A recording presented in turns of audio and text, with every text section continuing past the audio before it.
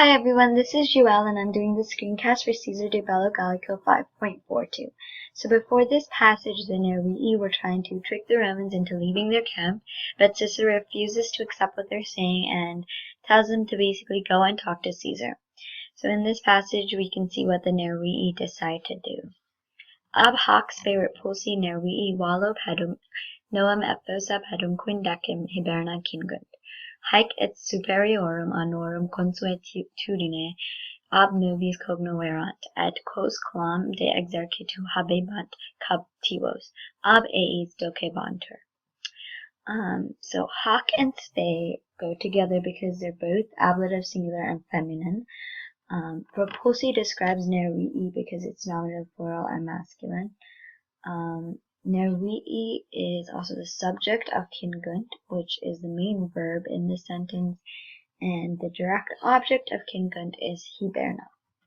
So we can translate it as, having been repulsed by this hope, the Nervii surrounded the winter quarters with a wall of 9 feet and a trench of 15 feet.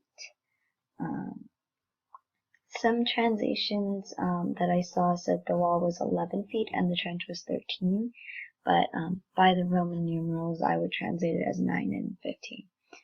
And then this section can be translated as these things they learned by our men, both in the experience of former years and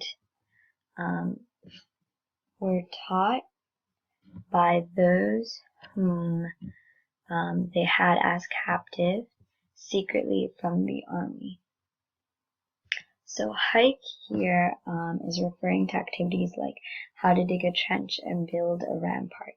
By saying this, Caesar is somewhat praising the Romans because the Romans were so good at these activities that the Nervii had to learn from them. He's also kind of showing how the Nervii aren't that great because they learned all these skills from the Romans.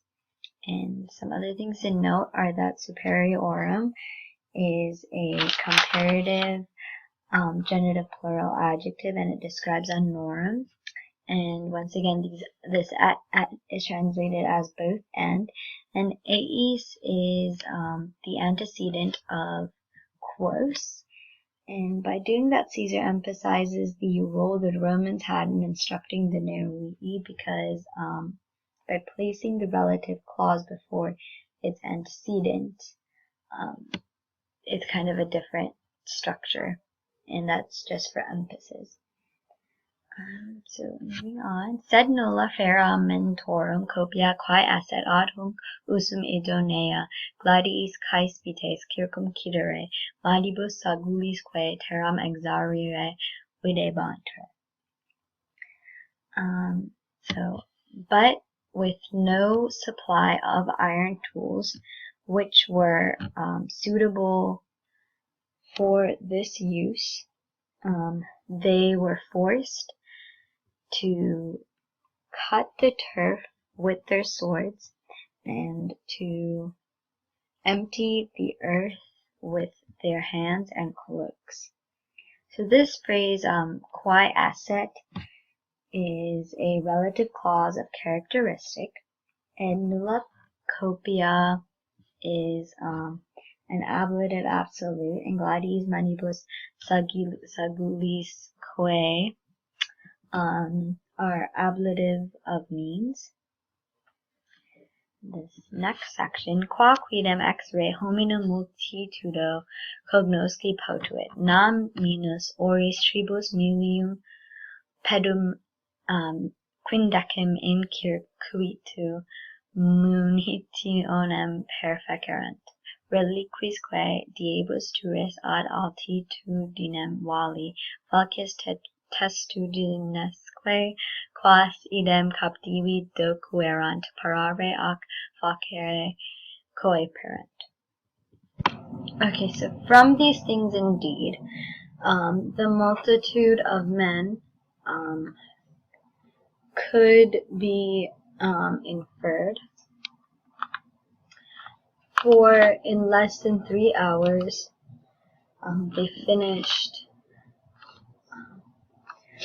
a fortification of 15 miles in circumference, and during the rest of the day, they began to prepare and make walls to the height, towers to the height of the walls, hooks for pulling down the walls, and testudos, which the same prisoners had taught them.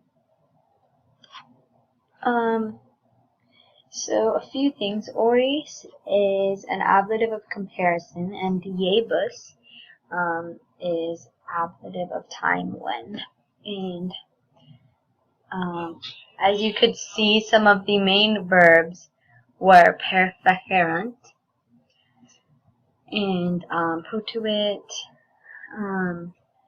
coeperant, and also another thing is that testudos were this military formation that resembled like a tortoise, and I'll show you a picture of what it kind of looked like. So that's how it looked like, and there's no like great way to translate it, so I just translated it as testudos. So that's it for Caesar 5.42. Thanks for watching.